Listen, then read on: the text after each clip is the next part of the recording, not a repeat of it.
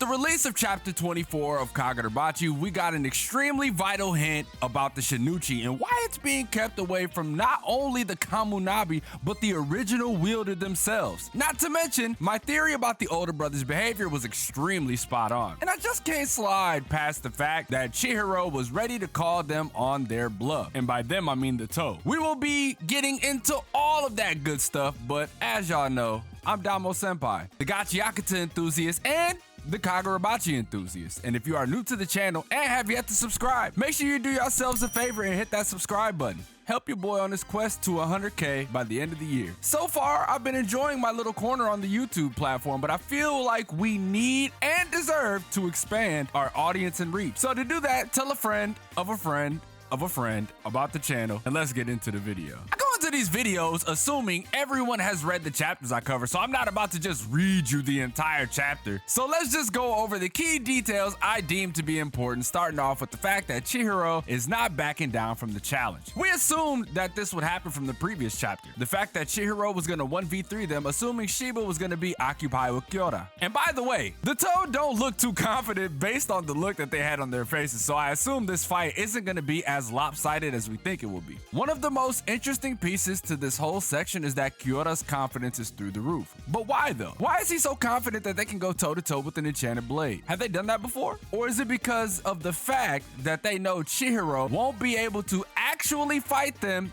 due to the losses that may occur? In this sense, it would make Kyora's statement of "we're the hunters" seem too good to be true. That's why Chihiro not backing down is so important, because while he feels like he's the hunter, Chihiro has other plans. Next, let's talk about the little bit of info that we got on the Shinichi and how dangerous it potentially is. From all of the crumbs of information that we've gathered over time from all of these chapters, we've known that the Shinichi is the most powerful blade, leagues above the rest, by the way. And who better to give us some more information on that than the man who created the blades himself, Kunishige Rokuhira. He goes over the blade in box, telling us that the design of the box had to be different because it required more security than the others. But that's not the scary part here. Chihiro asks, wouldn't they as in the blades, be safer in the Kamunabi's possession? Kunishige replies with, the reason it needs to be so secure and the reason we haven't passed it on to the Kamunabi are the same. The Shinichi is the one sword we can't let anyone ever use again. Big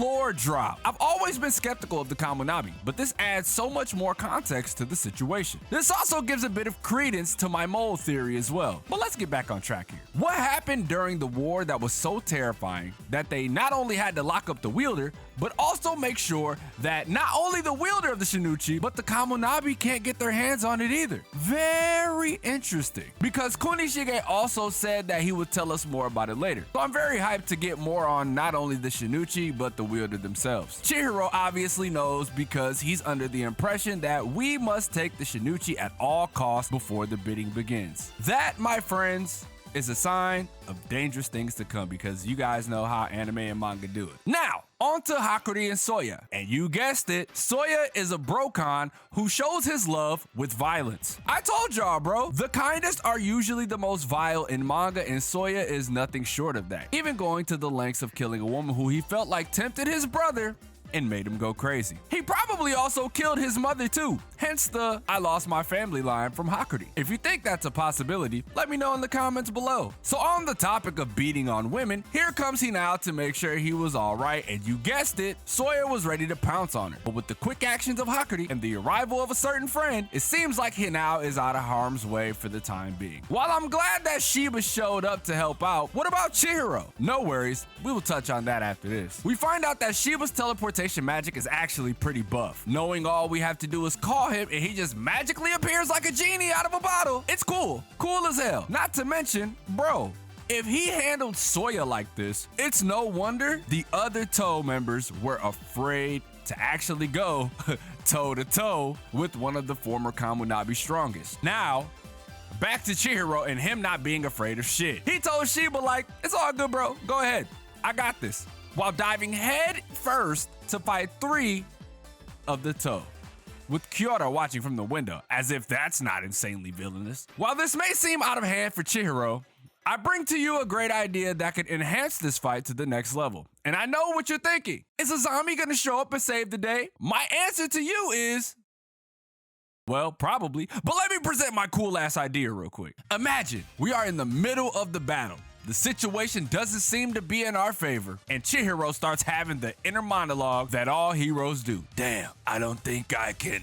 And before he even finishes the sentence or gets burned alive by some weird ass magic, all you hear is, Rikuo, ribs, boom! In comes Hyuki to aid us in the fight. Would be kinda cool, no? And of course Topku is there because why not? But I think that intervention makes sense because since we are introducing the idea of subspace sorcery, which we've already seen a bit of it with the Hyuki vs Chihiro battle, why not bring in someone who has a bit of an idea as to how that works? Because that would not only help us obtain the Shinichi, but it would also give us some time to clear up any misconceptions we have to Hyuki and potentially start working together and figuring out what is not only the Hishaku, but the Kamunabi's aim in acquiring the Shinichi. Anyways, that's all I got for chapter 24 of Kagurabachi. Hopefully, I covered it to the extent y'all needed while also providing some much needed context to a few of the situations. If there was anything that I missed, because to be completely honest, I feel like there is something that I did miss, but I can't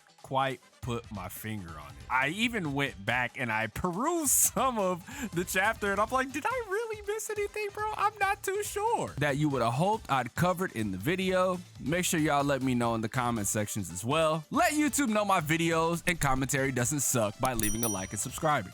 All of this is very much appreciated as we are trying to level up by hitting 100K this year. I'm trying my hardest to net new sponsors and partnerships so I can get newer equipment and make even better content for you guys. Because as y'all know, I mean, I'm pretty sure everybody knows this, YouTube is a numbers game and trying to net sponsors is also a numbers game. Obviously, it depends on how I approach them, but at the same time, you kind of need these numbers to back up your words, right? Your word can only get you so much, but you need the numbers to really get in the door. You know, like I said, our foot's at the door, but we need to get in the door. So everything is appreciated. Consider becoming a member of the channel.